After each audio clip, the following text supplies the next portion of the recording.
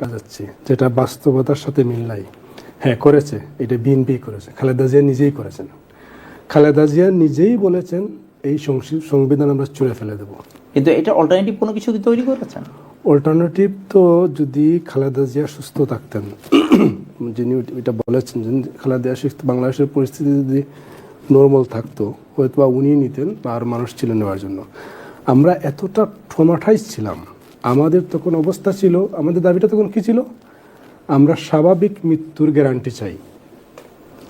তখন কিন্তু সংবিধান নিয়ে আলোচনা করার মতো পরিস্থিতি ছিল না। যখন আপনার দাবি থাকে, প্রধান দাবি থাকে যে আমরা স্বাভাবিক মৃত্যুর গ্যারান্টি চাই, তখন কি আপনি সংবিধান নিয়ে আলোচনা করবেন? যখন আমরা ওই স্বাভাবিক মৃত্যুর গ্যারান্টি পাইলাম, জুলাই হইল, খালেদা জিয়াকে আমরা হারালাম, আমরা বাংলাদেশের মানুষ মনে করেছিল বিএনপি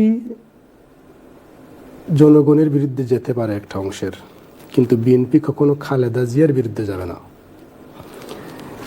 যে খালেদা জিয়া বলেছেন যে সংবিধানকে ছুঁড়ে ফেলে দেব, বিএনপি এখন সেই সংবিধানকে ডিফেন্স করছে। তো বিষয়টা হচ্ছে এইখানে চিন্তা, যে বিএনপিতে যারা উপরের লেভেলে আছেন তারাও জানেন, তারা অনেকবারও বলেছেন যে এই সংবিধান বাংলাদেশের মানুষের জন্য উপযোগী না, বাংলাদেশের স্বার্থে এটা কাজ করে না। কার স্বার্থে কাজ করে? এই সংবিধান থাকলে হাসিনা যেভাবে দুর্নীতি করতে পেরেছিল, হাসিনা যেভাবে স্বৈরাচার হয়ে উঠতে পেরেছিল, সেইটা করা যায় এবং স্বৈরাচারিত্ব বজায় রাখা যায়। এখন যে জিনিসটা হয়েছিল তত্ত্বাবধায়ক সরকার নিয়ে, যখন বিএনপি বিরোধী দলে থাকতো তখন তত্ত্বাবধায়ক সরকার চাইতো, যখন সরকারে চলে আসতো তার তত্ত্বাবধায়ক ব্যবস্থা তুলে দিত। আওয়ামী লীগও সমান করেছে। যখন বিএনপি বিরোধী দলে থাকতো সংবিধানের বিরুদ্ধে তারা কথা বলছে। তারা নিজেরাই ব্যাখ্যা করে বুঝিয়ে দিয়েছে এই সংবিধান কেন। এখন তারা নিজেরাই তাদের কথার বিরুদ্ধে, তাদের নেত্রীর বিরুদ্ধে চলে যাচ্ছে। এই সম্পূর্ণ বিষয়গুলো হচ্ছে অবৈধ টাকার খেলা। এটার বিপরীতে আপনার কি আশার কথা বলতে পারবেন আমাদের মানুষকে? বিপরীতে আশা একটাই, এই যে আপনারা যেটা বললাম যে এনডিআর বর্ডার গার্ড একজন মানুষ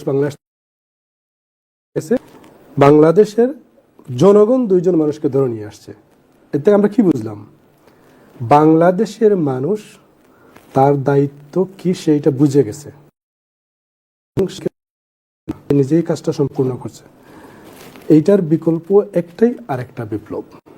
গত বিপ্লবের সময় আমরা যে ভুলগুলা করছি এটা শিক্ষা হয়েছে, আগামী বিপ্লব হবেই, এবং এই বিপ্লব থেকে গত বিপ্লবে আমরা যা ভুল করছি এই ভুলটা আমরা করবো না, এর কোনো বিকল্প নাই।